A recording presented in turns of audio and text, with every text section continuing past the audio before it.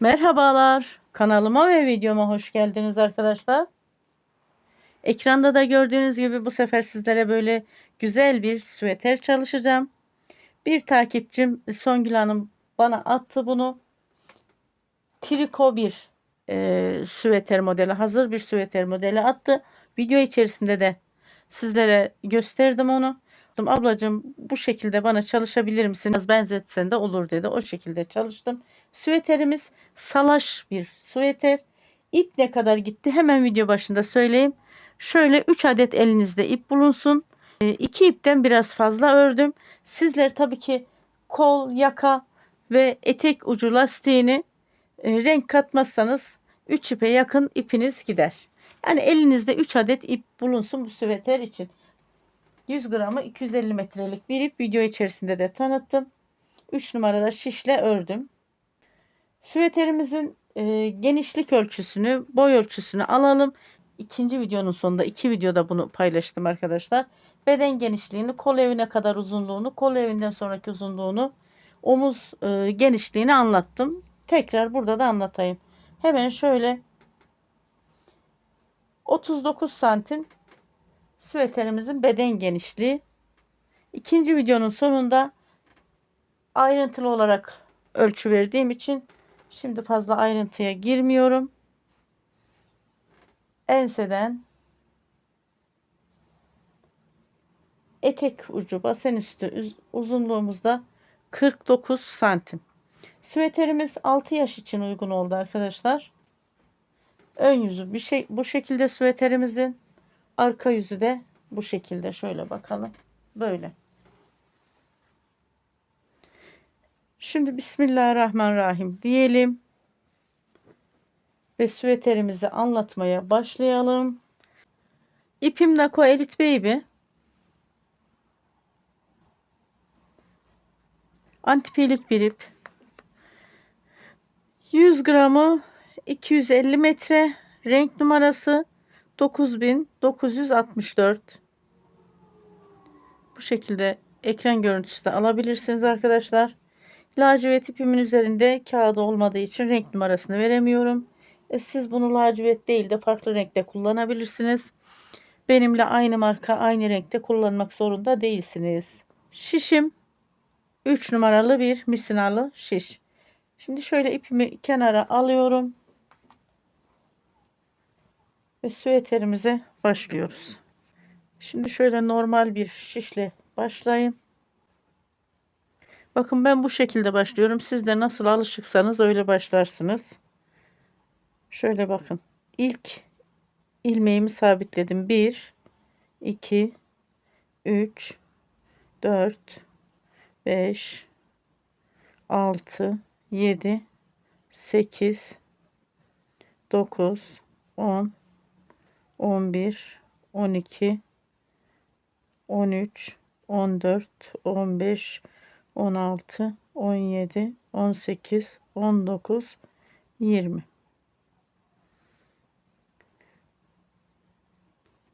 Bu şekilde 98 ilmek atıp geliyor. 98 ilmeği şişime attım, geldim. İpimi sabitliyorum. Bu şişle de devam edebilirsiniz. Ben anlatım açısından, beden genişliğini falan anlatabilmek açısından misinalı şişle devam ediyorum. Siz normal şişle de devam edebilirsiniz. İlk sıra olduğu için baştaki ilmeğimi ördüm. Bu bir ilmeğimi düz ördüm. Sonra bir ilmek ters, bir ilmek düz, bir ilmek ters, bir ilmek düz, bir ilmek ters, bir ilmek düz, bir ilmek ters, bir ilmek düz. Lastiğimizi bir ters bir düz olarak çalışıyorum arkadaşlar.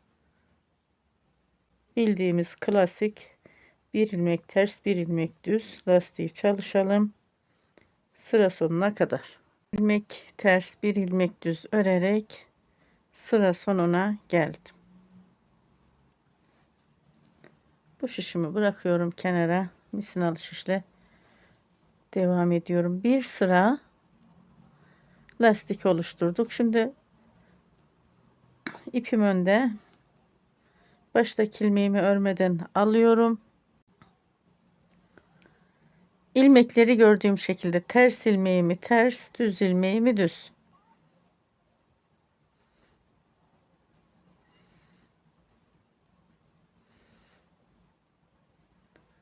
İlmeklerimi gördüğüm şekilde örerek sıra sonuna geliyorum. Lastikte ikinci sırada sıra sonuna geldim. Örgümü döndürüyorum. Ve hemen şuradan lacivert ipimi içerisinden alıyorum.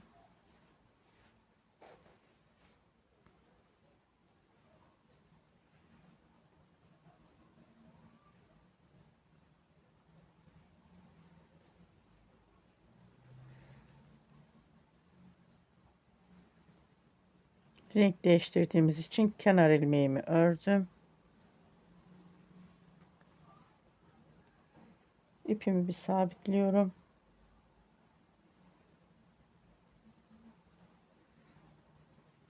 Ve ilmekleri gördüğüm şekilde örüyorum.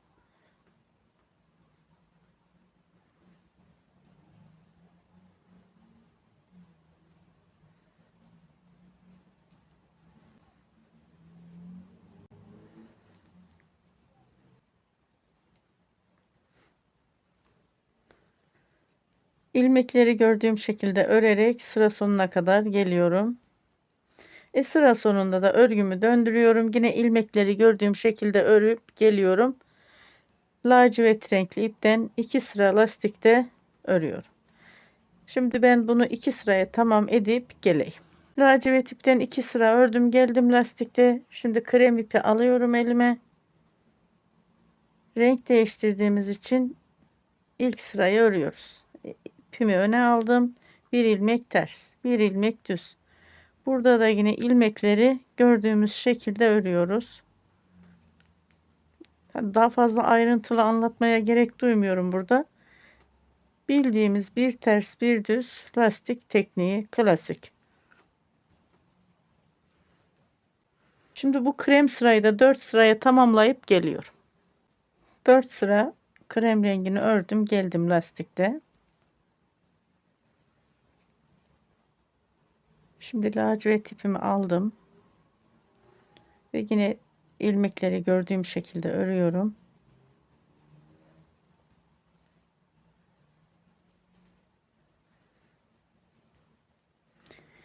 Bu şekilde 4 sıra lacivert tamam edeceğim. Daha sonra 4 sırada krem rengi örüp geleceğim. Ve lastiği tamam etmiş olacağız. 4 sıra lacivert örüp geleceğim. 4 sırada krem rengi. Tekrar 4 sıra krem rengi ördüm. Şimdi örgümün arka yüzündeyim bakın. Ön yüzünden tamamladım. Arka yüzüne döndürdüm. Bu süveterimin ön yakada arka yüzünden düz ilmeklerle öreceğim. Ön yüzünden ters ilmekle.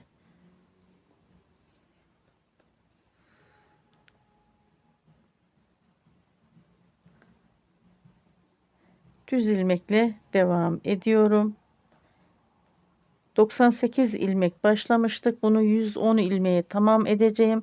6 ilmek şu ayracın bir tarafından 6 ilmek de bir taraftan toplamda 12 ilmek artırarak 110 ilmeğe tamam edeceğim.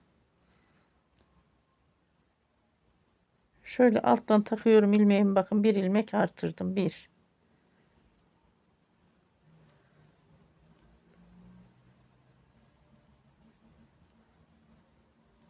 2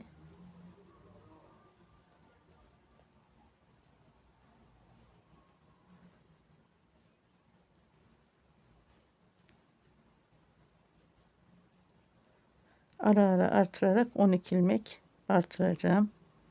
Şöyle 3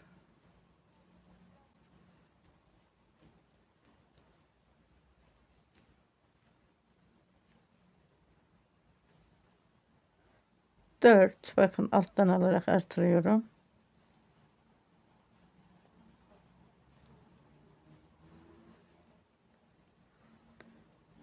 5,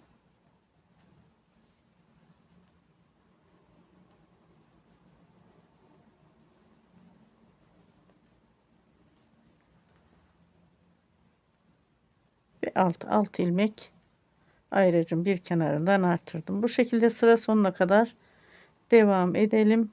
Ayracın diğer tarafından da 6 ilmek artırıp sıra sonuna geliyorum. Örgümün arka yüzünden sıramı tamamladım. Düz ilmeklerde ilmeklerimi de ayırdım. Şu ortadaki ayraç süveterimizin ilmeklerini ikiye bölüyor. 110 ilmek yapmıştım ya. 55 ilmek bir tarafta, 55 ilmek bir tarafta. Çalışacağımız modeli şöyle gösterebilirim size. Bunu bir takipçim attı bana. Ablacığım bunu çalışabilir misin diye. Şöyle bir süveter. İnşallah böyle bir model olacak. İlmek sayılarını bu şekilde ayarlıyorum. Şuradaki şöyle burguda burası 4 ilmek. Bu burguların ilmeklerini 3 ilmek bıraktım. Burada 1 ilmek artıracağım. Bu bilgiyi vereyim size. Triko bir süveter, yani hazır bir süveter modeli attılar. Ablacığım bunu çalışır mısın diye. Onu çalışacağım. Şimdi örgümün ön yüzündeyim. Örgümün ön yüzünden model ilmeklerimizi ayarlıyoruz. Kırmızı ayraca kadar olan ilmeğimi sayıyorum.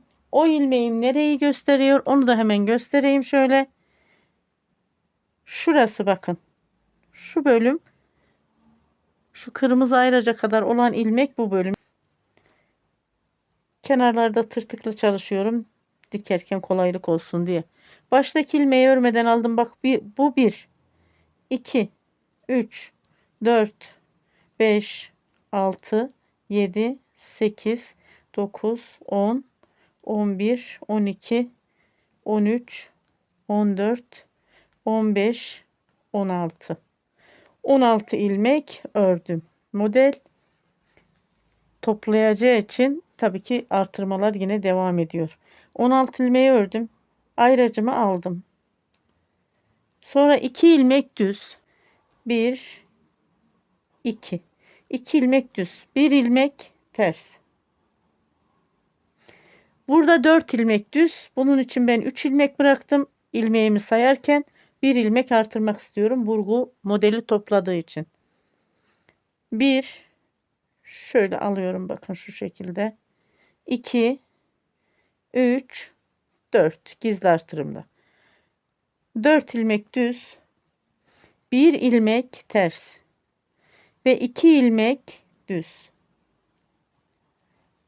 Burada 3, 6, 9, 12, 14 ilmeğim olacak. 3, 6, 7 ilmeği modelin yarısı. Baklava diliminin 7 ilmeği de burası. Şimdi 5 ilmek ters öreceğim burada. 1, 2, 3, 4, 5. 2 ilmek düz. Buradaki 7 ilmeğimin ve 2 ilmek daha düz. Bakın 5 ilmek ters, 4 ilmek düz. Lütfen hem elime hem de söylemlerime dikkat edelim. Modeli kurabilmemiz için. Sonra 5 ilmek ters, 4 ilmek düzden sonra. 1, 2, 3, 4, 5 ilmek ters. 2 ilmek düz. 1, 2. 1 ilmek ters. Burada 4 ilmek düz. Yine burada ben 1 ilmek artıracağım. Buraya 3 ilmek ayırdım çünkü. 2 ilmek düz, 1 ilmek ters. 1 ilmek de şöyle alıyorum. 2, 3, 4 ilmek düz. 2 ilmek,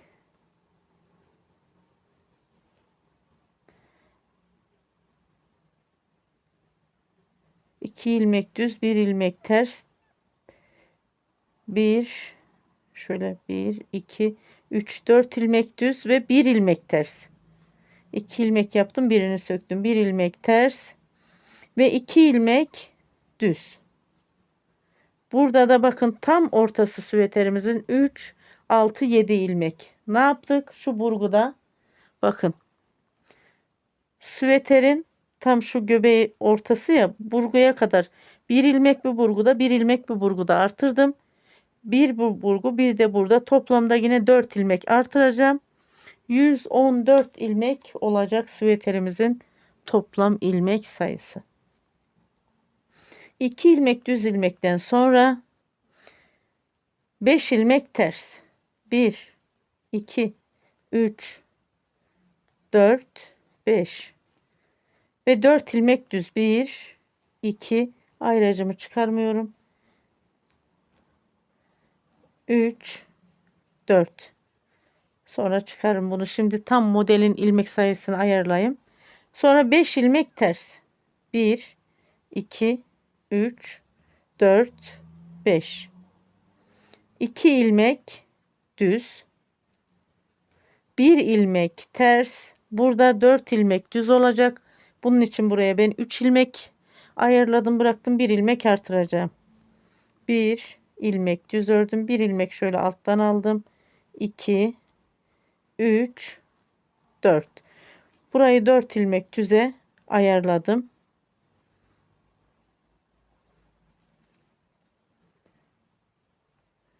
Şurada ipimin katını almışım. Onu düzelteyim.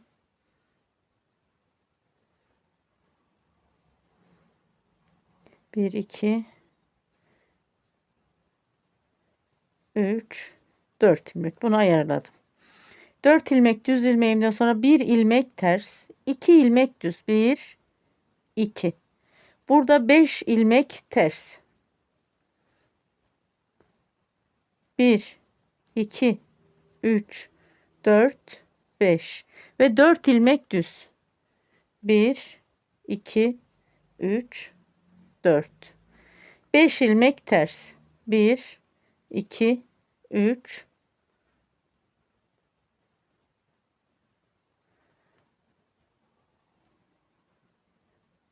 Yine ipimin katını almışım, düzeltiyorum. 1 2 3 4 5 ilmek ters. 2 ilmek düz. 1 2. 1 ilmek ters. Burada yine arkadaşlar şöyle 1 ilmek ters. 4 ilmek düz olacak. Bunu 3 ilmek ayarlamıştım. 1 ilmek artırıyorum biliyorsunuz. 1 ilmek de şöyle alttan takıp alıyorum. 2 3 4. Bu şekilde bir gizli artırma çalıştım. Sonra 1 ilmek ters, 2 ilmek düz. Ayracımı aldım. Süveterin kenarındaki ters örgü. 1 2 3 4 5 6 7 8 9 10 11 12 13 14 15 16 ilmek kalan ilmeğimi ördüm. Yani bu modele dahil değil, zemin yeri.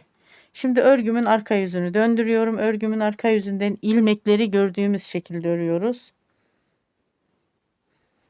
Bu süveterimin anlatımı biraz uzun sürebilir.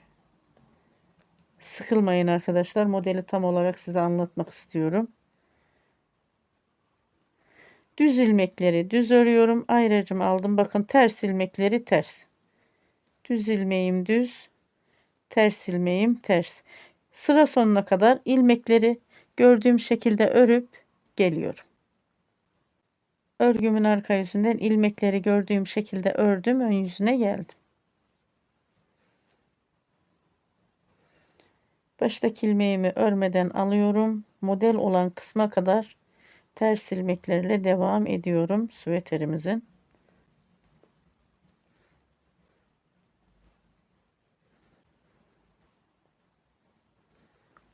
Ve model kısma geldim. Ayracı yine ayırmıyorum. Baya bir model belirgin olsun. Ondan sonra ayracı çıkaracağım. Model kısmına geldim. Şimdi 2 ilmek düz. 1 2. 1 ilmek ters. Burgumuzu hemen ilk çalışmaya başlayalım. Bakın, şu 4 ilmek değilmiş. Bu şişimi aldım. Bakın, 2 ilmek arkadaki şişe taktım. 2 ilmek de ön çevirdim. ilmeklerim yer değişti ve bu 4 ilmeğimi düz örüyorum. Sonra 1 ilmek ters, 4 ilmekten sonra 2 ilmek düz. Burada 4 ilmek ters örüyorum. 1 2 3 4. Bu ilmek ters ilmeğimi aldım. Bakın şişime. 2 ilmekte düz ilmeğimi, ters ilmeğimi arkadan aldım. 2 düz ilmeğimi önden geçirdim. 2 ilmek düz. Bu 1 ilmeğim ters. Bu 2 ilmeğimi bu sefer tam karşı zıt yöne değişiyorum. 2 ilmek düz, 1 ilmek ters. Bu sefer bu 2 ilmeği önden aldım. Arkadaki 1 ilmeği arkadan aldım. Şişime taktım. 1 ilmek ters. Ortadaki 2 ilmeğim ters oldu. 2 ilmek düz. Burada 5 ilmek ters kaldı. 1 2 3 4 4 ilmek ters kaldı. Pardon, 4 ilmeğimi ördüm. Evet, bu tarafta da 4 ilmek. Şimdi 2 ilmek düz. 5 ilmekti, 4 ilmek kaldı. 2 ilmek düz ördüm. 1 ilmek ters. 4 ilmek düz ilmeğim. 4 ilmeğimi bu şişime aldım. Bakın. Şişimi şöyle arkadan aldım. 2 ilmeği aldım. Arkadaki 2 ilmeği öndeki 2 ilmeğin üzerinden yer değiştirdim. Tekli burgu çalışıyoruz. 1 2 3 4 ilmek düz ördüm. 1 ilmek ters. 2 ilmek düz. Burada 5 ilmek ters ilmeğimiz vardı. Bunun 4 ilmeğini örüyorum. Bakın şuradaki çalışma. Şöyle 1 2 3 4. 1 ilmek ters ilmeğim. 2 de düz. Bu şişe aldım. Bak, arkadan ters ilmeğimi aldım. 2 ilmek arkadaki şu düz ilmeğimi önden bak ters ilmeğin üzerinden geçirdim. Şişime taktım. Bu 2 ilmek düz. 1 ilmek ters.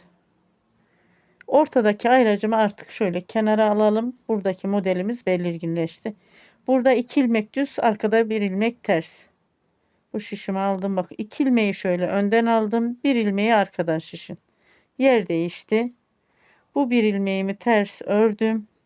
2 ilmek düz. Sonra burada 4 ilmek ters. 1 2 3 4. 2 ilmek düz. 1 ilmek ters. 4 ilmeğim var burada. Burgu çalışacağım. Şurada nasıl çalışmıştık? Süveterin dışa çalışmıştık burguyu. Bakın şöyle. Burada da dış tarafa çalışacağız. Karşılıklı gelmesi için. 4 ilmeğimi aldım şişime. Bu sefer şu öndeki 2 ilmeğimi aldım. Ve bu 2 ilmeği arkadan aldım. Bakın şu şekilde yer değişti. Öndeki ilmeğim süveterin şu yana doğru yer değişiyor. Bu 4 ilmeğimi düz örüyorum. 1 ilmek ters, 2 ilmek düz ve burada 5 ilmek ters. 4 ilmeğini ters öreceğim. 1 2 3 4. 1 ilmek ters, 2 ilmek düz. Şişime aldım. Ters ilmeği arkadan taktım. 2 düz ilmeği önden, ilmeklerim yer değişti. Bu 2 ilmek düz ilmeğimi ördüm. Ve 1 ilmek ters. İçe giden ilmeğim ters. 2 ilmek düz, 1 ilmek arkada ters. Şişimi önden taktım. 2 ilmeği aldım. 1 ilmeği de arkadan aldım. Bu 1 ilmeğim yine ters. Şuradaki 5 ilmeğin 1 ilmeği içe geçti ya. Ve 2 ilmeğim düz. Sonra 4 ilmek ters. 1 2 3 4. 2 ilmek düz. 1 ilmek ters. Burada yine burgu çalışıyoruz. 4 ilmeği bu şişime aldım. Diğer şişimi şöyle bak, 2 ilmek önden, çıkardım. Bu şişimi arkadan. İlmekler yer değişti. 1 2 3 4 ilmek düz ördüm. 1 ilmek ters, 2 ilmek düz. Süveterin model kısmı burada bitti. Ayracımı şöyle alıyorum. 1 2 3 4 5 6 7 8 9 10 11 12 13 14 15 16 ilmek ters. Şöyle gördünüz mü? Şimdi örgümün arka yüzünü döndürüyorum. Örgümün arka yüzünden ilmekleri gördüğüm şekilde ters ilmeğimi ters, düz ilmeğimi düz.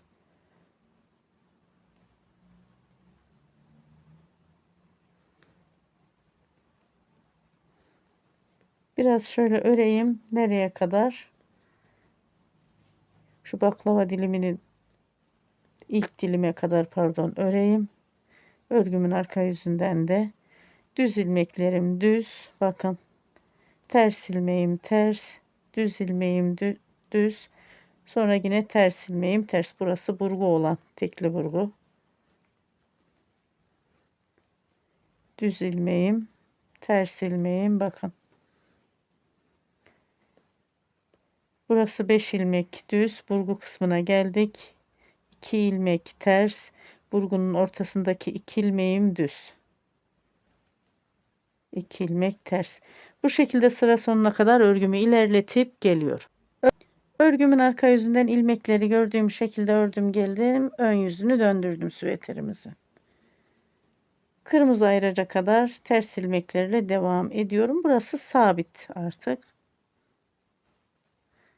Ama biraz daha model kendini belli edene kadar bu ayracı çıkarmak istemiyorum. Kalsın biraz. Kırmızı ayraca geldim. Ayracı aldım.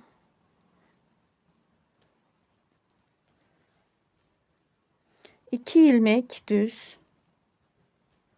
Bir ilmek ters. Ve 4 ilmek düz. 1, 2, 3, 4. Bu burgu olan kısım. 1 ilmek ters.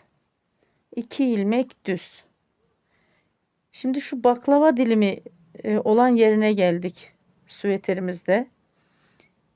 Burada 4 ilmek tersti. 1, 2, 3 ilmek ters. Bakın 1 ilmek ters, 2 ilmek düz. Bu şişimi aldım. Ters ilmeği arkadan aldım. 2 ilmek düz ilmeği önden. 2 ilmek düz ilmeğimi ördüm.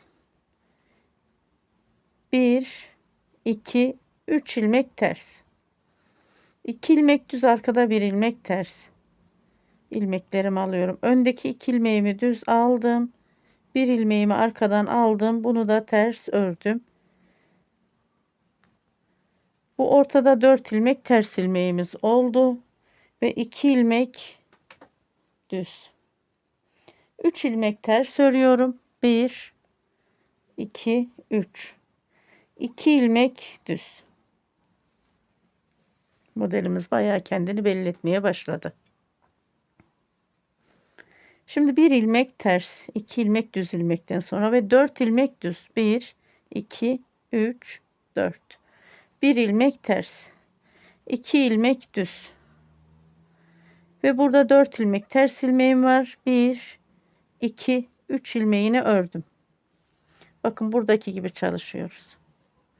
Sonra burada 1 ilmek ters, 2 ilmek düz. Ters ilmeği arkadan aldım şişimin. 2 ilmek düz ilmeği önden geçirdim. 1, 2 ilmek düz ördüm. İpimi ön aldım. 1, 2, 3 ilmek ters. Burada 2 ilmek düz, 1 ilmek ters. 2 ilmeği önden aldım. 1 ilmek tersi arkadan aldım. Modelin içe geçirdim. Ve bu ilmeğimi de ters ördüm. Modelin iç kısmında 4 ters ilmeğim, 2 ilmek düz. Burada nasıl çalıştıysak süveterin yarıya kadar, sıra sonuna kadar aynı şekilde çalışalım. Daha sonra örgünün arka yüzünden de ilmekleri gördüğüm şekilde örüp geliyorum. Burada hani anlatabileceğim farklı bir teknik yok. Model tekrarı. Örgümün arka yüzünden ördüm, geldim. Ön yüzünü döndürdüm. Şuradaki model olmayan kısım ilmeklerimi ördüm kenarda. Ayracımı artık çıkarıyorum. Çünkü ilmeğimizin yeri belirgin oldu. Vurguda da 4 sırayı tamamladık. Bu 5. sıradayım. Şimdi 2 ilmek düz. Sonra 1 ilmek ters ve 4 ilmek düz. 1, 2, 3, 4. 1 ilmek ters, 2 ilmek düz. Geldik baklava dilimi olan kısma. Burada 3 ilmek ters ilmeğim var. 1, 2 ilmeğini ördüm. 1 ilmek ters, 2 ilmek düz. Ters ilmeği şişimi arkadan taktım, aldım. 2 düz ilmeğimi önden, ilmek yeri değişti. 2 ilmek düz. 1, 2, 3, 4, 5 ilmek ters. Burada 2 düz ilmeğim, arkada da bir ters ilmeğim. 2 düz ilmeğimi şişimi önden taktım. Alıyorum. Bir ters ilmeğimi arkadan aldım. Burada 5 ilmek ters ilmeğimde, 1 ilmek daha ördüm. 6 ilmek oldu. Ve 2 ilmek düz. 2 ilmek ters, 2 ilmek düz, 1 ilmek ters. Şöyle bir bakalım modele. Geldik burgu kısmına. 4 ilmek düz.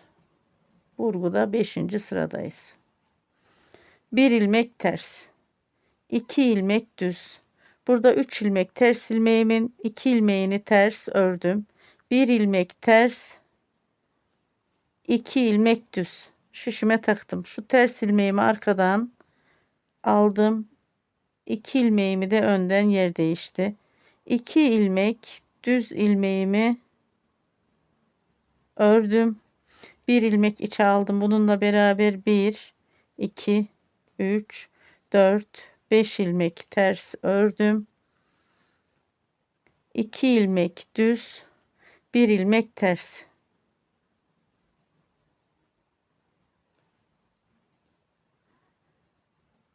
Şu 2 ilmeğimi önden şişimi taktım. 1 ilmeği de arkadan, ilmeklerim yer değişti. Bu 1 ilmeğimi ters ördüm. 6 ilmek ters. 2 ilmek düz ve 2 ilmek ters. Sıra sonuna kadar bu şekilde devam edelim. Burada da bakın burgu, baklava dilimi burgu sıra sonuna geliyoruz. Daha sonra örgünün arka yüzünden ilmekleri gördüğüm şekilde örüp geliyorum. Burguda 6 sırayı tamamlıyor. Örgümün ön yüzünden sıramı tamamladım. Sonra arka yüzünden de ilmekleri gördüğüm şekilde ördüm, geldim. Örgümün ön yüzündeyim.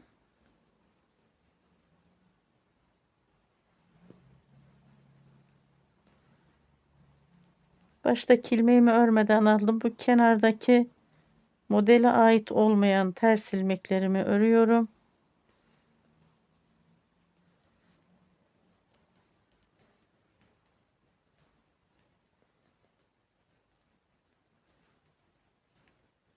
İki ilmek düz, bir ilmek ters.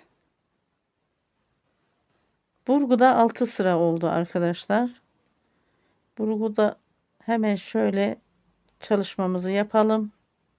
Şimdi burası 3 ilmek olsaydı, yani 3 3 6 olsaydı 8 sırada bir yapardım. Şöyle 6 sırada bir burguyu değişiyorum. İlmek yönünü değiştim burguda. 2 ilmek öndeki arkaya, arkadaki öne şeklinde ve şimdi 4 ilmeğimi bakın düz ördüm. Sonra 1 ilmek ters, 2 ilmek düz. Burada 2 ilmek ters ilmeğim var. 1 ilmeğini ters ördüm. Bu 1 ilmeğimi aldım ve 2 ilmek düz aldım. 1 ilmeğimi şişimi arkadan, 2 ilmeğimi önden. yer değiştirdim. 2 ilmeğimi düz ördüm. 1 2 3 4 5 6 7 ilmek ters ördüm. Burada 2 ilmek düz ilmeğim var, bir de ters. 2 ilmek düz ilmeğimi şişime önden taktım, ters ilmeğimi arkadan, ters ilmeğimi baklava diliminin içine aldım. Bunu da ters ördüm. Burada 8 ilmek ters, 2 ilmek düz, 1 ilmek ters, 2 ilmek düz, 1 ilmek ters.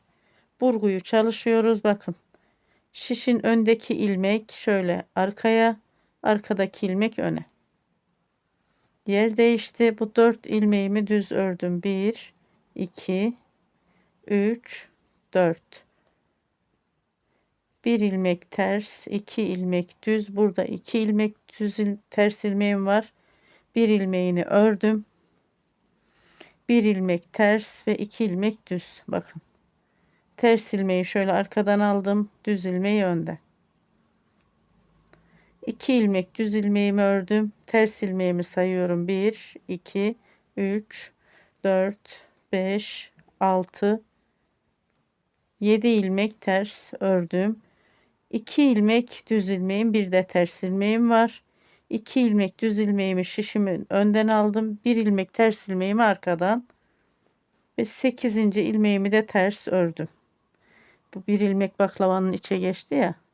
2 ilmek düz, 1 ilmek ters, 2 ilmek düz, 1 ilmek ters. Geldik burgumuza. Buradaki burgu bakın şöyle karşılıklı oluyor ya. 4 ilmek bu şişime aldım. Şu öndeki 2 ilmeğim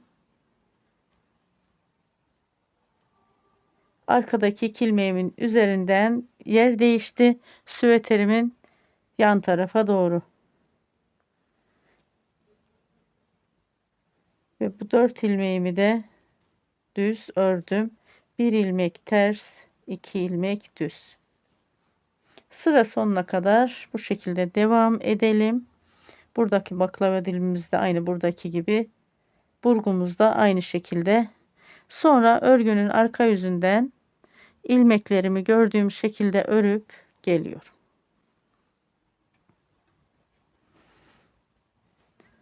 Örgümün arka yüzünden de ördüm geldim, ilmekleri gördüğüm şekilde. Model kısmına ait olmayan ters ilmeklerimi de ördüm süveterimde. Burada 2 ilmek düz, 1 ilmek ters, 1 2 3 4 ilmek düz.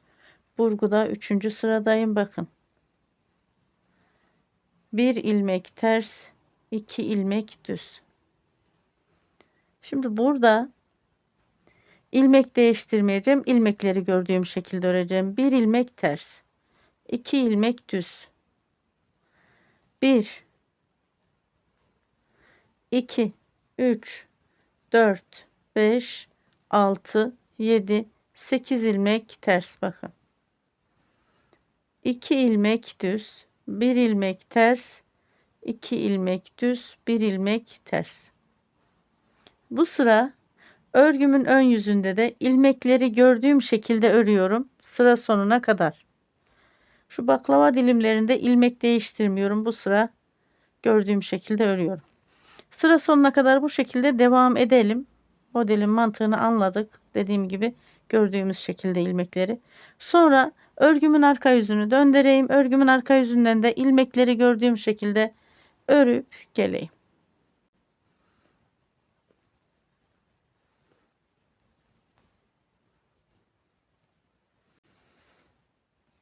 Süveterimin ön yüzünden sıra sonuna kadar ilmekleri gördüğüm şekilde ördüm. Daha sonra arka yüzünden de ördüm, geldim. Model olmayan kısmı da ön yüzünden ördüm. Bu sıra yine ilmekleri gördüğümüz şekilde örüyoruz. Bir sıra şu baklava diliminde ön yüzünden ilmekleri gördüğüm şekilde ördüm. Arkadan da aynı. Bir sıra yine örgümün ön yüzünden ilmekleri gördüğüm şekilde. Sonra arka yüzünden de ilmekleri gördüğüm şekilde örüyorum.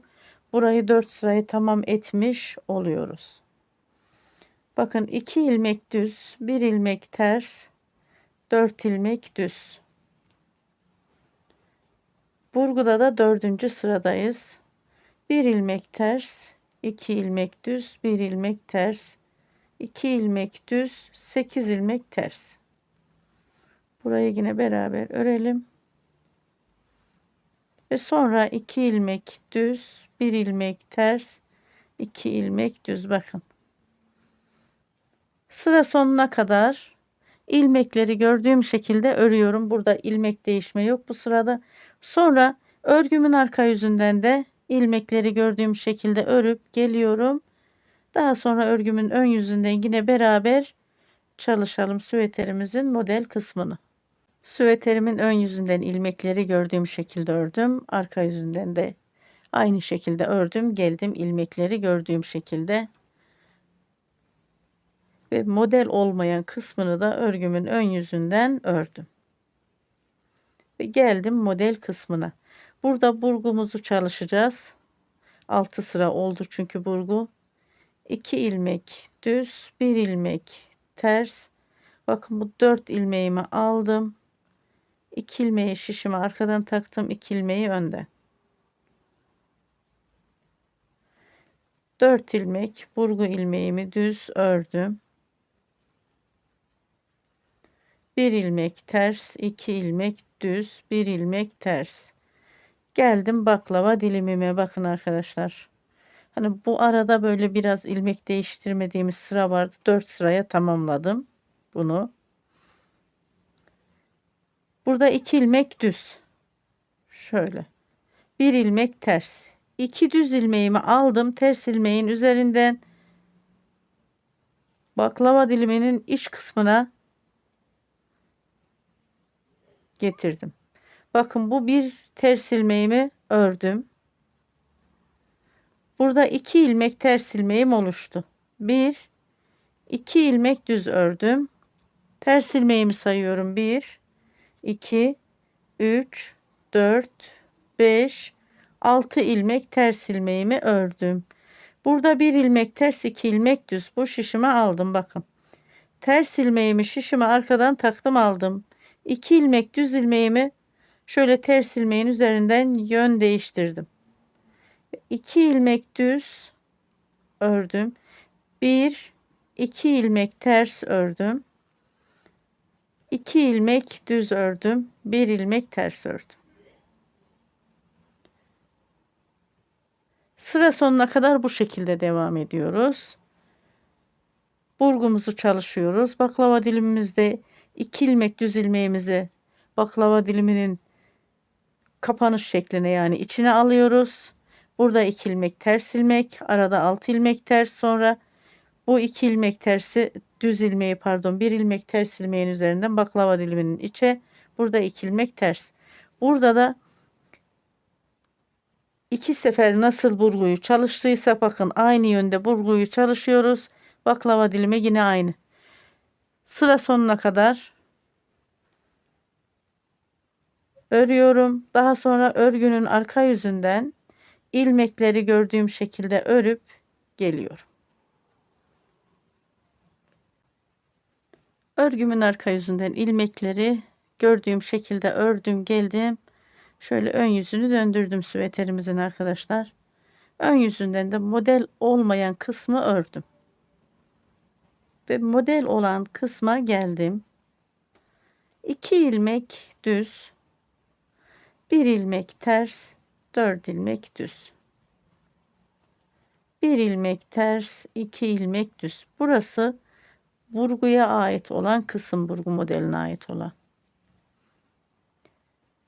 Baklava dilimine ait olan kısma geldim. 2 ilmek ters ördüm. 2 ilmek düz ilmeğim, bir de arkada ters ilmeğim. Bakın bu 2 düz ilmeği önden aldım, ters ilmeği arkadan şişime taktım. Bu 1 ilmeğimi ters ördüm. Buradaki 2 ters ilmeğim 3 ilmek oldu. 2 ilmek düz ördüm. Bakın 1 2 3 4 ilmek ters ördüm. Burada 1 ilmek ters ve 2 ilmek düz ilmeğim var. 1 2 ipin katını almışım, onu düzelteyim. Bu 3 ilmeği bu şişe aldım. Bakın, ters ilmeği şişime arkadan taktım, düz ilmeği önden. Yer değişti. 2 ilmek düz, 1 ilmek ters ve 2 üçüncü ilmeğim de ters. Bakın, baklava dilimi içe doğru kapanıyor şöyle. Sonra 2 ilmek düz, 1 ilmek ters. Sıra sonuna kadar aynı şekilde çalışıyoruz. Bakın, modelimiz işlem tekrarı böyle. Sıra sonuna kadar bu şekilde çalışalım. Sonra örgümün arka yüzünü döndürüyorum. Örgümün arka yüzünden de ilmekleri gördüğüm şekilde örüyorum. Ve daha sonra örgümün ön yüzünden beraber çalışıyoruz. Süveterimizin arka tarafından ilmekleri gördüğüm şekilde ördüm, geldim. Ve modele ait olmayan ters ilmeklerimi de ördüm. Burgu kısmına geldim. 2 ilmek düz, 1 ilmek ters. Burguda 5. sıradayım ve 4 ilmek düz.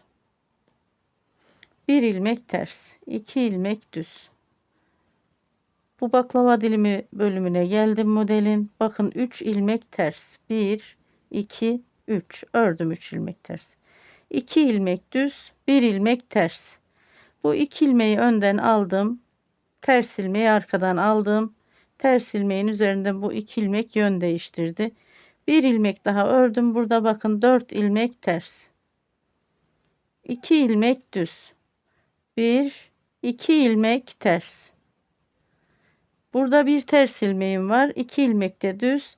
Ters ilmeği şöyle arkadan aldım. 2 düz ilmeği önden aldım ve bu 2 düz ilmeğimi ördüm. Sonra 1 2 3 4 ilmek ters. 2 ilmek düz, 1 ilmek ters, 4 ilmek düz, 1 ilmek ters, 2 ilmek düz. Kelime tekrarı oluyor ama anlatmak zorundayım buraya kadar model kısmını.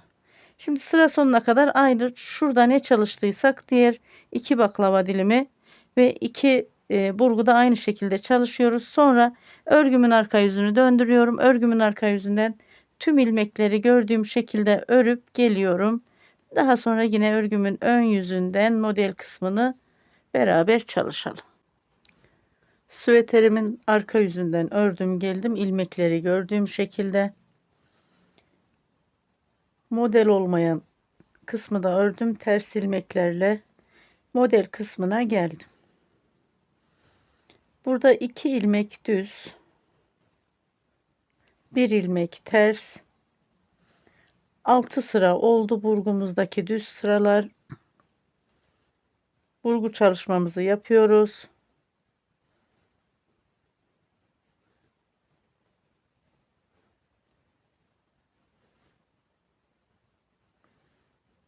Dört ilmek burguyu düz ördüm. 1 ilmek ters, 2 ilmek düz. 4 ilmek ters ilmeğimi örüyorum burada. 1 2 3 4. Baklava dilimine geldik. 2 ilmek düz ilmeğim, 1 ilmek ters ilmeğim. Düz ilmeği ters ilmeğin ön yüzünden yer değiştirdim. 1 ilmek daha burada ters ilmeğimi ördüm, 5. 2 ilmek düz. 1 ilmek ters, 2 ilmek düz ilmeğim var. Ters ilmeğimi arkadan aldım. Düz ilmeklerimi önden yer değiştirdim. 4 ilmek ters ilmeğimi ördüm. Pardon, düz ilmeğimi ördüm ve 1 2 3 4 5 ilmek ters. Bu şekilde devam ediyorum. Burgu çalışmasını yapıyoruz bu sıra. Burgumuz dışa doğru dönüyor. Şöyle gördüğünüz gibi. Baklava diliminde de ortada hiç ters ilmeğimiz kalmıyor. Tamamen 4 ilmek düz ilmeğe geliyoruz. Sıra sonuna kadar bu şekilde çalışalım. Daha sonra Süveterimin arka yüzünden ilmekleri gördüğüm şekilde örüp geliyorum. Ve sonrasında örgünün ön yüzünden yine beraber çalışalım. Süveterimin arka yüzünden ilmekleri gördüğüm şekilde ördüm geldim. Ön yüzünü döndürdüm. Model kısmına geliyorum.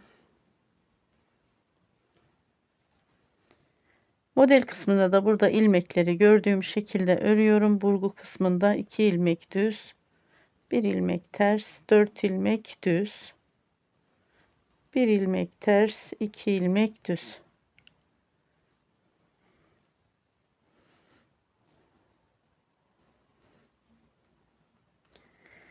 Burada ilmekleri gördüğüm şekilde örüyorum.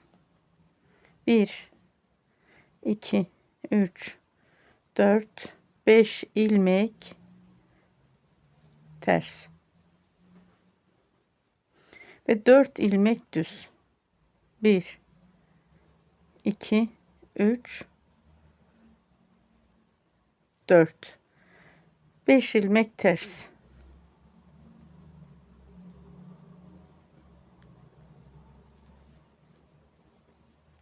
ve 2 ilmek düz, 1 ilmek ters. Bu sırada süveterimizin ön yüzünden ilmekleri gördüğüm şekilde örerek sıra sonuna kadar geliyorum.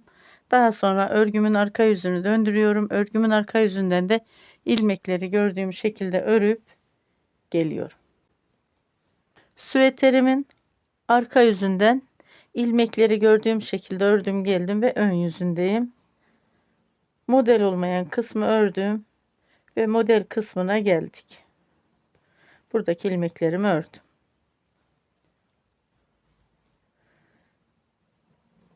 İki ilmek düz, bir ilmek ters, 4 ilmek düz. Burası model kısmı. Ve 2 ilmek düz, tekrar 1 ilmek tersten sonra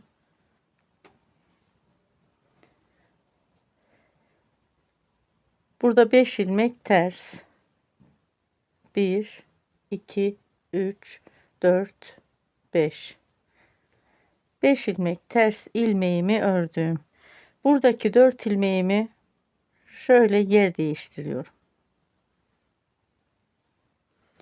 2 ilmek arkaya, 2 ilmek öne şekilde burgu olarak yer değiştirdim. Bu şekilde baklava dilimimizin bir tanesini kapatmış olduk. 1 2 3 4 5 ilmek ters ördüm. 2 ilmek düz, 1 ilmek ters.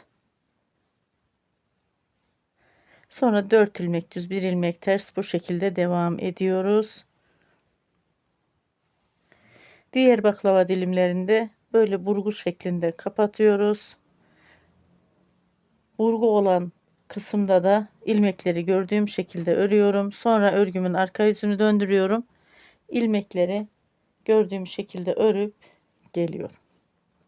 Ve bir sonraki sırayı yine beraber çalışıyoruz. Süveterimin ön yüzünden sıramı tamamladım ve arka yüzünden de ilmekleri gördüğüm şekilde ördüm geldim. Tekrar ön yüzündeyim. Modele ait olmayan şu ters ilmeklerimi öreyim.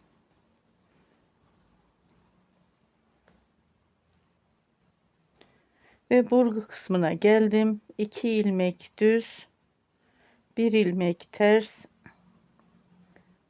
Burguyu çalışıyoruz. 4 ilmek, 2 ilmek yön değiştiriyor. Arkadaki öne, öndeki arkaya şekilde. O 4 ilmeğimi de düz ördüm. 1 ilmek ters, 2 ilmek düz. Sonra baklava dilimi olan kısmı ilmekleri gördüğüm şekilde örüyorum. 1 2 3 4 5 ilmek ters.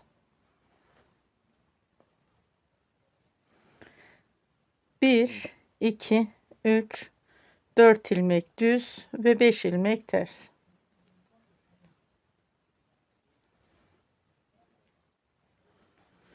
Sıra sonuna kadar bu şekilde devam ediyoruz. Burgu çalışmamızı yapıyoruz. Baklava dilimi olan kısmı ilmekler gördüğümüz şekilde yine burgu çalışmalarını ilmek yönüne göre yapıyoruz. Baklava olan kısımlar ilmekler gördüğümüz şekilde ve örgünün arka yüzünü döndürüyorum. Örgünün arka yüzünden tüm ilmekleri gördüğüm şekilde örüp geliyorum. Bu arada arkadaşlar, benim video dışında ördüğüm kısımları siz videoyu durdurarak çalışabilirsiniz. Süveterimin ön yüzünden ördüm. Arka yüzünden de ilmekleri gördüğüm şekilde ördüm geldim.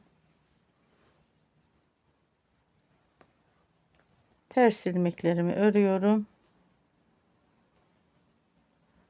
Ve model kısmına geldim. Burada burgu olan kısımda şu anda ilmekleri gördüğümüz şekilde örüyoruz. Burguda ilmeği değiştirdim. Bir sıra ördüm. Bir de arkadan 2 sıra oldu. Bu 3. sıramız. 6 sırada bir burgu ilmeklerimizi değişiyoruz biliyorsunuz. Burgu olan kısmı ördüm. Burada 5 ilmek ters ilmeğim. 1, 2, 3, 4 ilmek ördüm. Modelin şu ilk kısmı gibi çalışıyoruz şimdi burada. Baklava diliminin. Bir ilmek ters, 2 ilmek de düz ilmeğim var. Ters ilmeğimi arkadan taktım şişime, düz ilmeğimi şöyle önden yön değiştirdim. 1, 2 ilmek düz ördüm, 1 ilmek ters ördüm. Burada da 2 ilmek düz, 1 ilmek ters. Bakın düz ilmeklerimi önden taktım şişime. 1 ilmek ters ilmeğimi arkadan aldım. Bu ilmeğimi de ters ördüm. Ve 2 ilmek düz.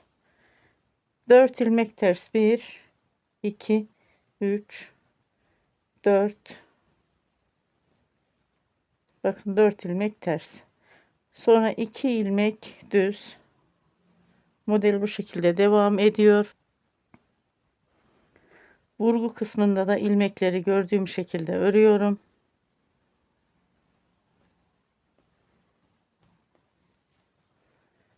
Modelin mantığını artık tamamen anladık. Şöyle bakalım. Sıra sonuna kadar örgümü ilerletip geliyorum. Baklava dilimini tekrar açıyoruz bu sıra. Şöyle. Sonra örgünün arka yüzünden ilmekleri gördüğüm şekilde örüp geliyorum. Süveterimin arka yüzünden ördüm geldim. Şöyle bir bakalım.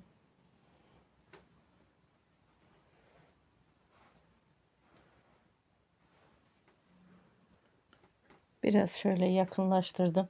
Bu şekilde modelimiz devam ediyor. Ben her sırada anlatsam kelime tekrarı, işlem tekrarı olacak arkadaşlar. Koltuk altı oyuntusuna kadar örüp geleyim. Oraya kadar kaç santim ördüm? Santimetre ile ölçerim. Sizlere ölçüsünü veririm. Koltuk altı oyuntusunu beraber çalışırız süveterimizde. Süveterimi yeterli bir ölçüye gelene kadar ördüm. 3 dilim, bakın şöyle baklava dilimini çalıştım. Burgusunu çalışmadan yaka ve kol oyuntusunu çalışacağız. Burada ben şöyle 3 numara bir şiş alıyorum. Misinalı şişim yakanın diğer tarafında kalacak. Rahat çalışabilmek açısından arkadaşlar. 2 ilmeğin içerisinden bir ilmek aldım. 1, 2, 3,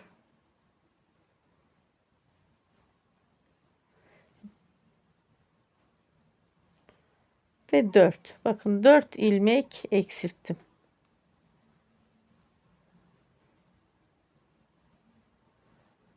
Ters ilmeklerimle model kısmına kadar geliyorum.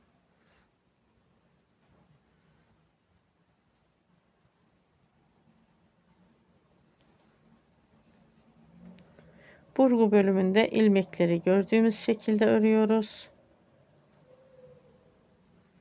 Düz ilmeğimi düz, ters ilmeğimi ters.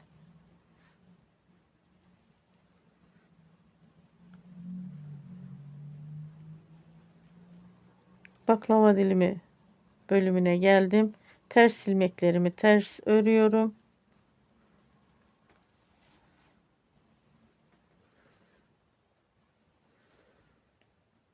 Baklava diliminde de şöyle gördüğünüz gibi bittiği zaman bir burgu çalışıyorduk ya. O burgumuzu çalışıyoruz. İlk modelde anlattım.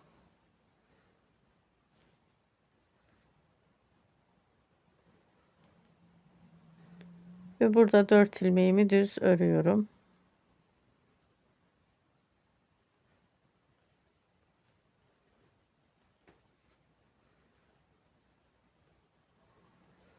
Ters ilmeklerimi ters örüyorum. Düz ilmeğimi düz. Burgu kısmında yine ilmekleri gördüğüm şekilde örüyorum.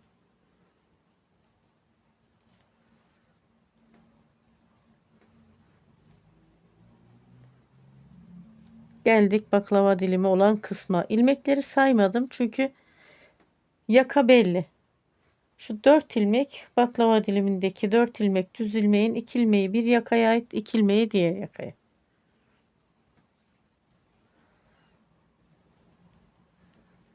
Üç ilmek kalana kadar ördüm. Şu ilmeğimin yönünü değiştirdim. Bakın şişimi arkadan aldım. 2 ilmeğin içerisinden bir ilmek aldım ve bu bir ilmeğimi ördüm. Bu şekilde bakın kesme işlemim tamamlanıyor. Örgümün arka yüzünü döndürüyorum. Misinalı şişimi şöyle alacağım. Şu şekilde kalsın. Normal şişimin diğer tekini alıyorum. 3 numaralı olan şişimin. Baştaki ilmeğimi döndüm arkadaşlar. Örmeden aldım. Burada da ilmekleri gördüğüm şekilde örüyorum. Örgümün arka yüzünden. Ters ilmeğimiz ters, düz ilmeğimiz düz.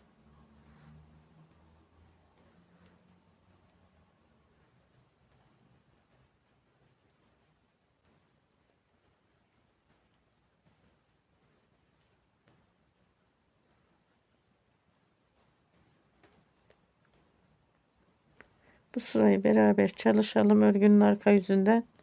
Bundan sonraki sıralarda sadece ön yüzünden çalışalım. Arka yüzünden kamera dışında çalışalım.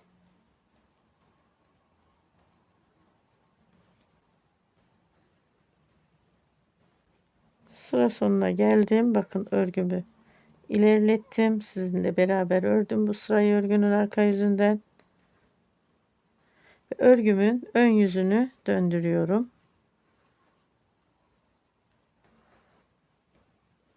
Kol altı ve yakayı aynı anda kesiyorum pardon. Şimdi burada bakın 2 ilmeğin içerisinden bir ilmek aldım. Tekrar 2 ilmeğin içerisinden bir ilmek aldım. Şöyle bakın.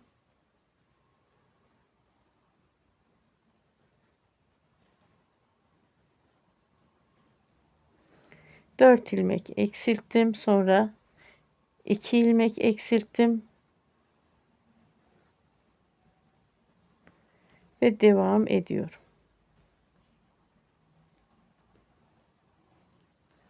Ters ilmeklerle.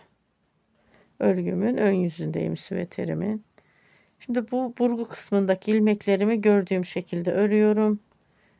Düz ilmeğimi düz, ters ilmeğimi ters şekilde örüyorum.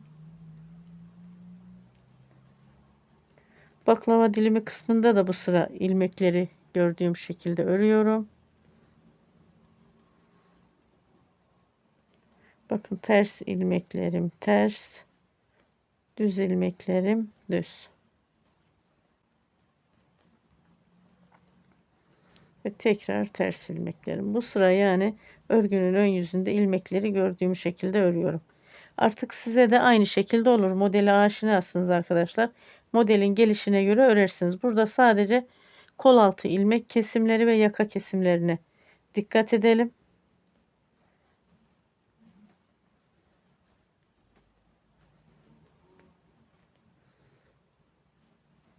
Misinalı şişimi de bu yakada bıraktım.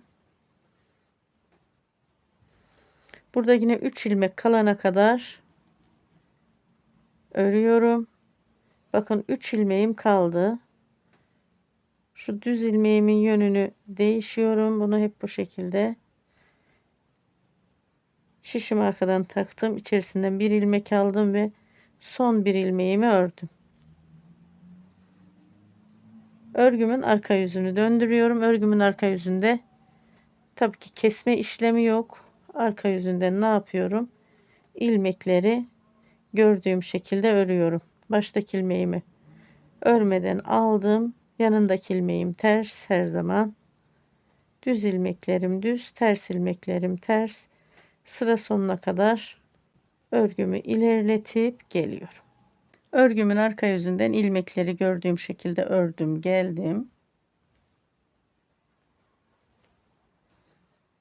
2 ilmeğin içerisinden bir ilmek aldım. Bir ilmek eksilttim. 4 ilmek, 2 ilmek, bir ilmek şeklinde eksilttim. Ters ilmeklerimi örüyorum. Sonra 2 ilmek düz, bir ilmek ters burgu çalışıyoruz.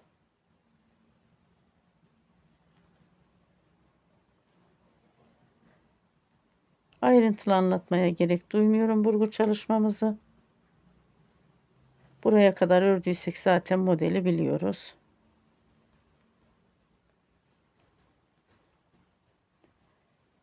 Baklava dilimi bölümüne geldim. Bakın 1, 2, 3, 4 ilmek ters ördüm. Burada bir ilmek ters ilmeğim var. 2 ilmek de düz. Ters ilmeğin arkadan şişimi aldım. Düz ilmek önden yer değişti. 2 ilmek düz ilmeğimi ördüm. Ters ilmeğimi yine ters ördüm. 2 ilmek düz ilmeğim, bir de arkada ters ilmeğim. Önden şişimi taktım 2 düz ilmeğime. Bir de arkadan ters ilmeğimi. Ters ilmeğimi ters ördüm ve daha sonra 2 ilmek düz ilmeğimi düz ördüm. 1, 2, 3, 4 ilmek ters ilmeğimi ördüm. 1 ilmek düz, 2 ilmek ters burgu çalışması yapıyoruz burada. İlmeklerim yer değişiyor. Burguyu biliyorsunuz her 6 sırada bir çalışıyorduk. Her 6 sırada bir ilmeklerimiz yer değişiyordu. 4 ilmek düz ilmeğimi ördüm. 1 ilmek ters, 2 ilmek düz ve sıra sonunda bakın şu 3 ilmek kalana kadar ters ilmeğimi ördüm. Burada yine şu ilmeğimin yönünü değiştim. Bu ilmeğim hep düz gidiyor bakın. Şişimi arkadan taktım. 2 ilmeğin içerisinden bir ilmek düz ilmeğimi ördüm ve sıra sonundaki ilmeğimi de ördüm.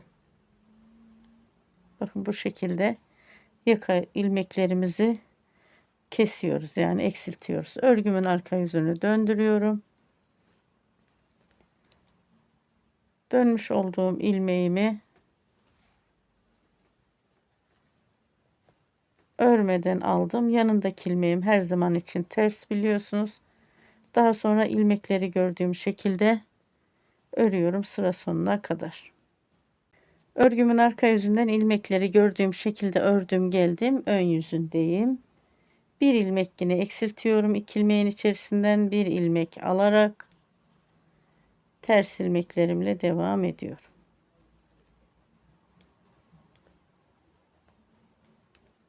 Düz ilmeğim düz, ters ilmeğim ters. İlmekleri gördüğüm şekilde burgu bölümünde örüyorum.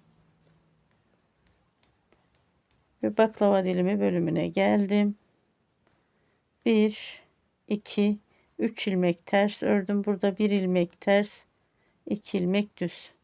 Ters ilmeğimi arkadan, 2 düz ilmeğimi önden, ilmeklerim yer değişti. Düz ilmeğim düz, ters ilmeğimi ters ördüm. 3 ilmek ters ördüm. 2 ilmek düz, 1 ilmek arkada ters. Yine burada ilmeklerim yer değişti. Modele aşina olduğumuz için ayrıntılı anlatmıyorum. Dediğim gibi sadece kol ve yaka kesimini anlatmaya çalışıyorum.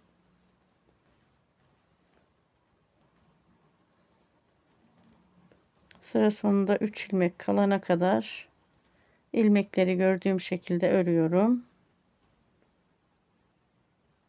Ve 3 ilmeğim kaldı. Bu bir ilmeğin bakın şöyle yönünü değiştim ilmeklerimin. Şişimi arkadan taktım. 2 ilmeğin içerisinden bir ilmek aldım. Son bir ilmeğimi de ördüm. Sizin ilmeğinizin yönü düzse değiştirmenize gerek yok. Örgümün arka tarafını döndürüyorum. Örgümün arka tarafından sıra başından sıra sonuna kadar ilmekleri gördüğüm şekilde örüyorum.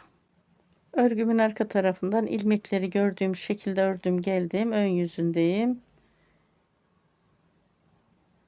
2 ilmeğin içerisinden bir ilmek alıyorum. Kol tarafından kesmeye devam ediyorum. Bakın eksiltmeye. Kol altı oyuntusunu. Sonra ters ilmeklerimi ördüm. Burgu bölümünde modelin ilmekleri gördüğüm şekilde ördüm. Ve baklava dilimi bölümüne geldim. 2 ilmek ters ilmeğimi ördüm.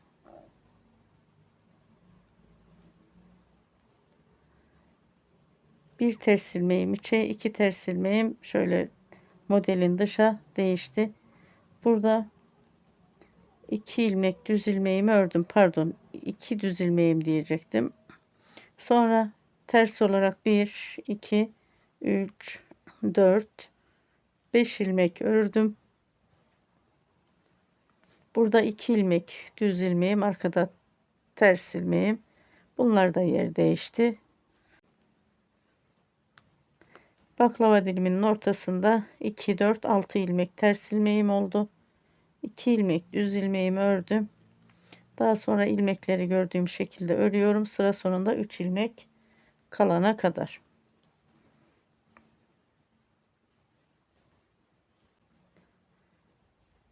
Üç ilmeğim kaldı sıra sonunda.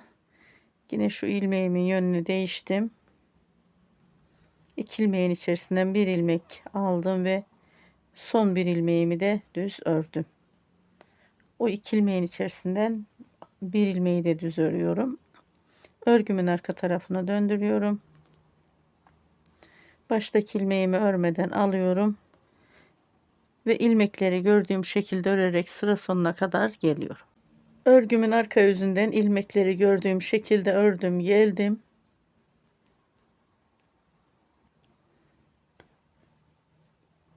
İki ilmeğin içerisinden bir ilmek alarak kol kesme işlemime devam ediyorum.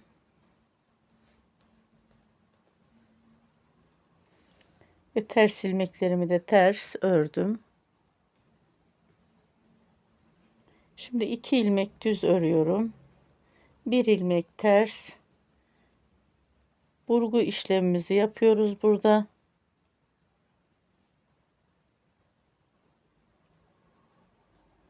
Burguyu her 6 sırada bir çalışıyorduk biliyorsunuz. İlmeklerimi yer değiştirdim. Bu 4 ilmeğimi düz ördüm. Bir ilmek ters, 2 ilmek düz, bir ilmek ters ördüm. Burada bir ters ilmeğim, 2 de düz ilmeğim bakın. Ters ilmeğimi arkadan aldım, düz ilmeklerimi önden aldım. Düz ilmeklerimi düz ördüm. 1 2 3 4 5 6 7 ilmek ters ördüm. Burada 2 ilmek düz, arkada bir ilmek ters. Hemen şu şekilde bunu da ayarlıyorum. Ve 8. ilmeğimi ters ördüm. 2 ilmek düz. 1 ilmek ters, 1 ilmek düz, 2 ilmek ters ve burada da burgu çalışmamızı yapıyorum. Bakın ilmekler yer değişiyor.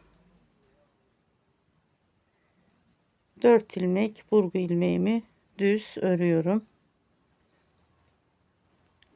1 ilmek ters ördüm, 1 ilmek düz ördüm ve sıra sonunda bakın 3 ilmeğimiz var.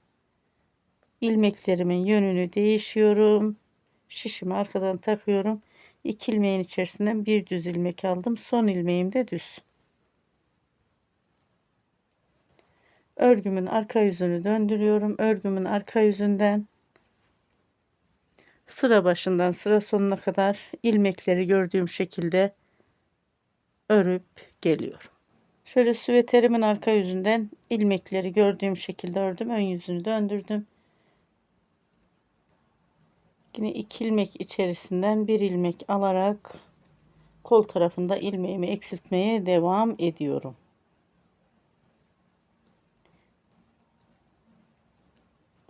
Ters ilmeklerimi ördüm.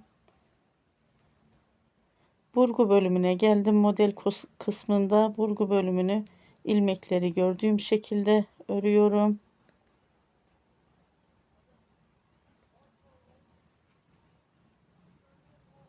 Baklava dilimi bölümüne geldim. Burada da bu sıra hemen kapatmıyorum. Şöyle bakın.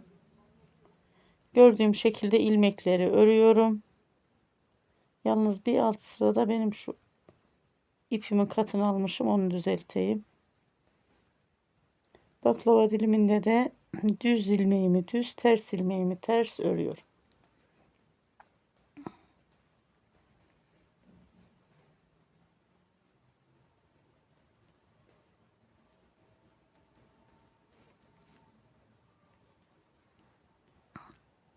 Burgu bölümüne geldim. İlmekleri gördüğüm şekilde örüyorum. Sıra sonunda 3 ilmek kalana kadar bakın 3 ilmek kaldı. Şöyle 2 ilmeğimin yönünü değiştirdim. Şişimi arkadan taktım.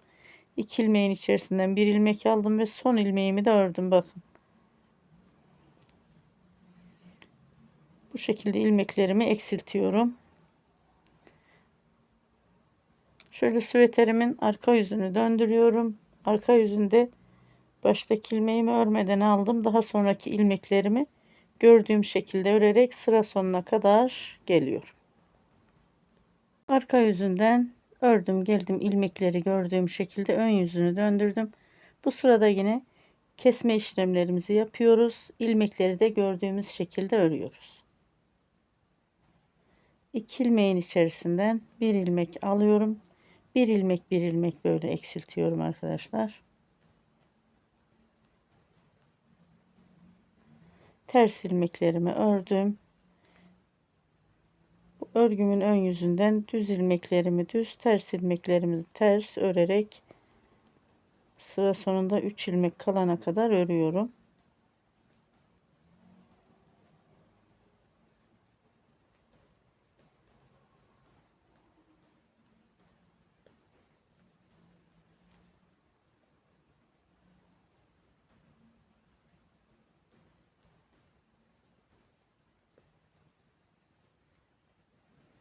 Ve sıra sonunda 3 ilmeğim kaldı.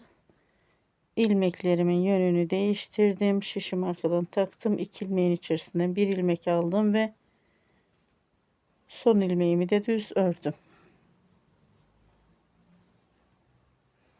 Örgümün arka yüzünü döndürdüm. Örgümün arka yüzünden dönmüş olduğum ilmeğimi örmeden alıyorum ve diğer ilmekleri gördüğüm şekilde örerek sıra sonuna kadar geliyorum.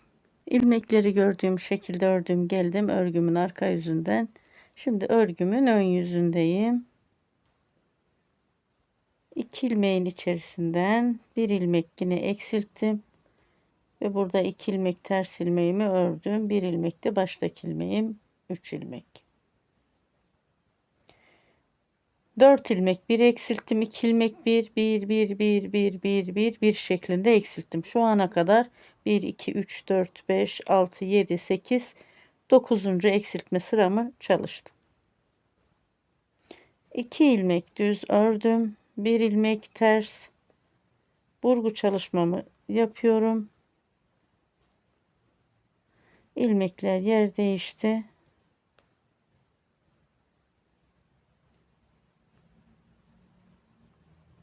Ve 4 düz ilmeğimi ördüm burgu çalışmasında. Bir ilmek ters, bir iki ilmek düz, bir ilmek ters. Burada baklava dilimimizi kapatıyoruz. 2 düz ilmeğim, bir de ters ilmeğim var. Düz ilmeğimi önden aldım. Ters ilmeğimi arkadan.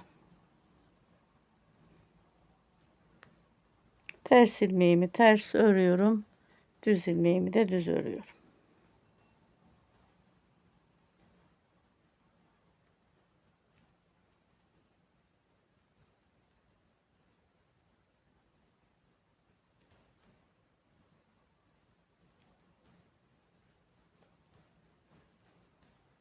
Ve sıra sonunda 3 ilmek kalana kadar örüyorum.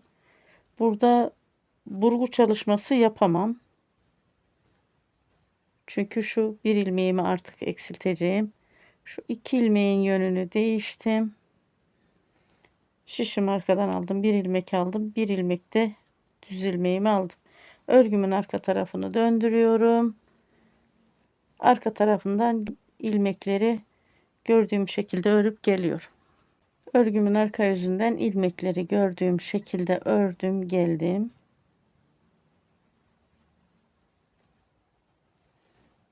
Yine 2 ilmeğin içerisinden bir ilmek aldım, eksilttim. Tam olarak 1 2 3 4 5 6 7 8 9 10 sefer eksilttim.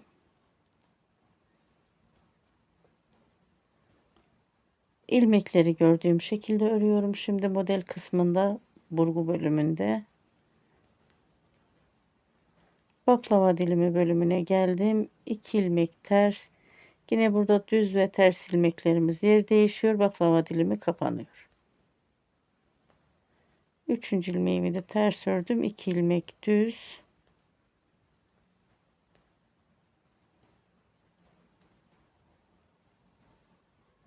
Düz ve ters ilmeklerimiz yer değişiyor baklava diliminde.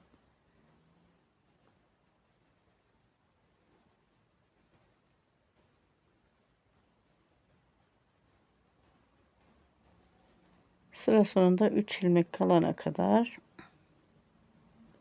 ördüm şöyle. 2 ilmeğin içerisinde bir ilmek aldım, eksilttim. Bakın. Şöyle bir bakalım dilerseniz.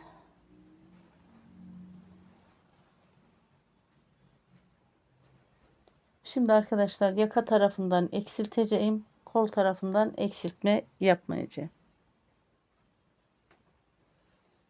Örgümün arka yüzünden ilmekleri gördüğüm şekilde örüyorum. Sıra sonuna kadar geliyorum. Örgümün arka yüzünden ilmekleri gördüğüm şekilde ördüm. Ön yüzünü döndürdüm. Bu sırayı da beraber örelim. Artık şöyle baştaki ilmeğimi örmeden alıyorum. Buradaki bir ilmeğim ters. İlmekleri gördüğüm şekilde örüyorum. Burgu bölümünde.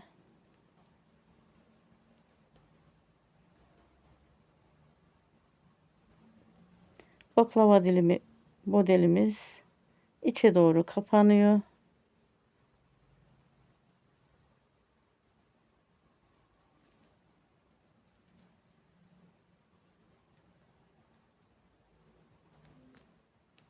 Ters ilmeğim ters, düz ilmeğim düz.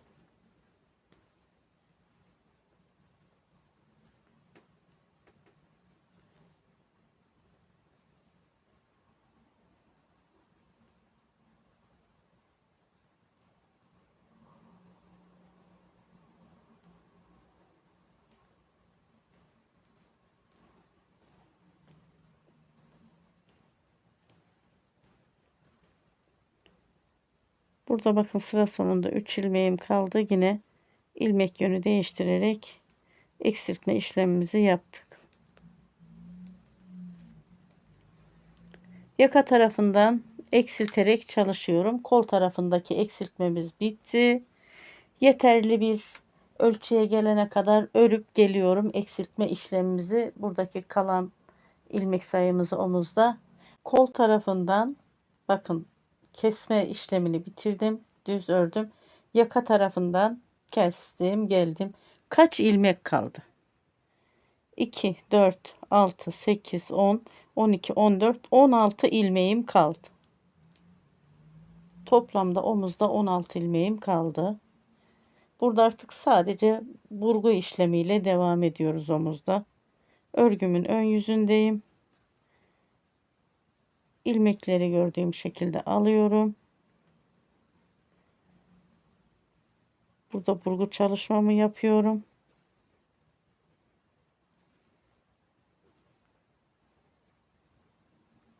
Dört ilmek burgu ilmeğimi düz örüyorum.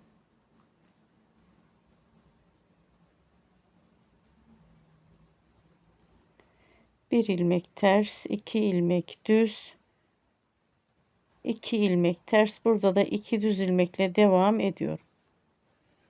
Örgünün arka yüzünü döndürüyorum. Örgünün arka yüzünden ilmekleri gördüğüm şekilde örüyorum. Bakın bu şekilde artık burayı hani anlatmaya da gerek duymuyorum. Burada yaka tarafından da kol tarafından da artık hiç eksiltme işlemimiz yok. Ne yapıyoruz arkadaşlar? Bir miktar daha ben örüyorum. Yeterli bir ölçüye gelene kadar. Sonra ilmekleri beraber kapatalım. Yeterli bir ölçüye gelene kadar ördüm. Şöyle bakın.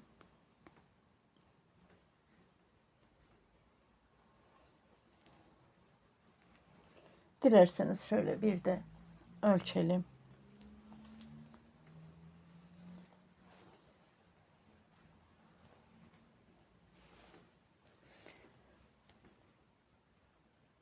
Şişi şöyle kenara alayım. Şimdi buradan kol altından yukarıyı ölçüyorum. Bakın. Şu oyuntudan şöyle geliyorum. Tam şuradan aldım.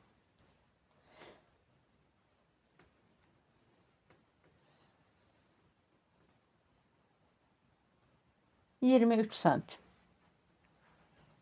Tam 23 santimi tamamladık. İlmeklerimizi kapatalım.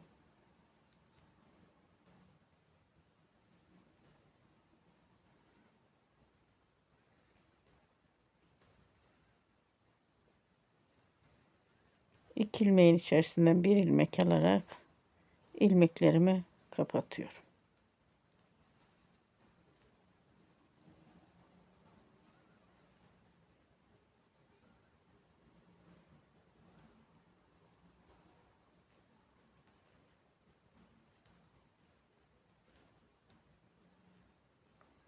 İlmeklerimi kapatırken böyle sıkarak kapatmıyorum arkadaşlar. Normal kapatıyorum. Örgümün bu kapattığım kısmı toplamasın diye.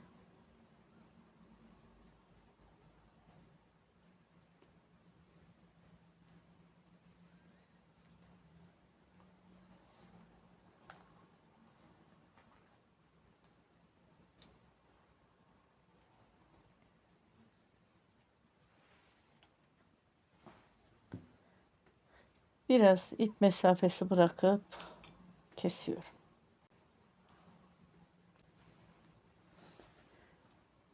Şimdi hemen zaman kaybetmeden ne yapalım?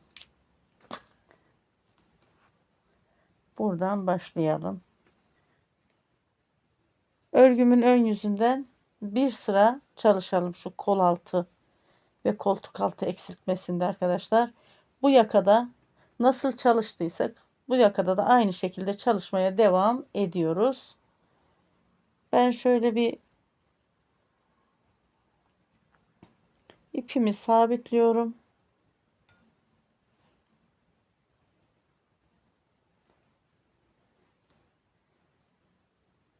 Ve burada bir ilmeğimi alıyorum.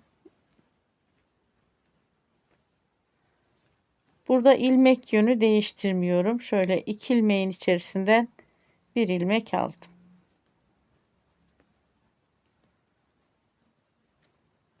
Daha sonra burgu kısmında ilmekleri gördüğüm şekilde örüyorum.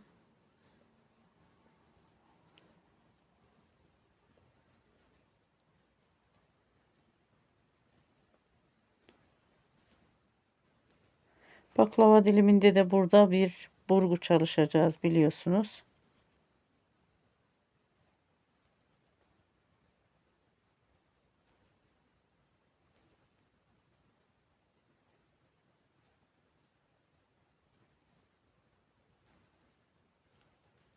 O 4 ilmeğimi de düz ördüm. Ters ilmeğimi ters örüyorum. Ve düz ilmeklerimi düz örüyorum.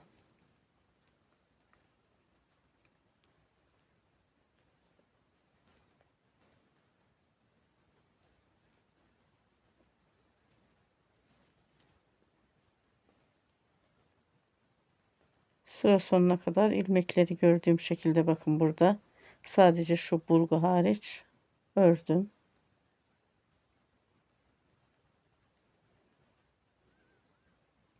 Örgümün arka yüzünü döndürüyorum. Yakada keserek geldim burada. Bu yakada bak bunu anlatmaya çalıştım. Aynı sıra denk gelsin diye. Kolda da örgümün arka yüzünden ilmeğimi eksiltiyorum. 2 ilmeğin içerisinden bir ilmek aldım.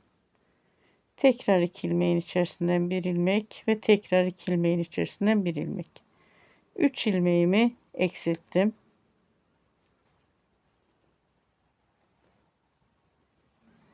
Bu yaka oyuntusuna kadar ilmekleri gördüğüm şekilde örüp geliyorum. Örgümün arka yüzünden ilmekleri gördüğüm şekilde ördüm. Bakın sıra sonuna geldim. Burada arkadan gelirken yakada eksiltme işlemi yapmıyoruz. Kol tarafından. Niye derseniz şu yaka oyuntumuz aynı olsun bak. Fark olmasın diye. Şimdi bu şekilde devam edelim. Bu yakada buradan gelirken 2 ilmeğin içerisinden bir ilmeği şu baştaki ilmeği örmeden aldım. 2 ilmeğin içerisinden bir ilmek aldım. Sıra sonuna geldim. Arka taraftan gelirken eksiltme işlemimizi yapıyoruz. Şu diğer yakada nasıl çalıştıysak aynı şekilde çalışıyoruz. Bu süveterimi bir videoda maalesef bitiremiyorum. Video çok uzun olur. Siz de sıkılırsınız. Burada süveterimin birinci videosunu bitiriyorum. İkinci videoda bu yakayı bitirmiş olarak geleceğim. Süveterimizin arka beden bölümünü yani arka sırt bölümünü kol altına kadar öreceğim.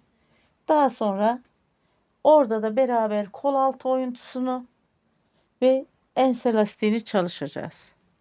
Ben biliyorsunuz süveterlerde arkada enseyi oyup çalışmıyorum. Kolay oluyor.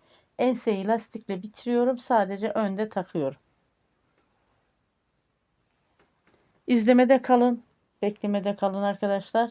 İkinci videoda buluşmak üzere diyorum. Hoşça kalın. Allah'a emanet olun.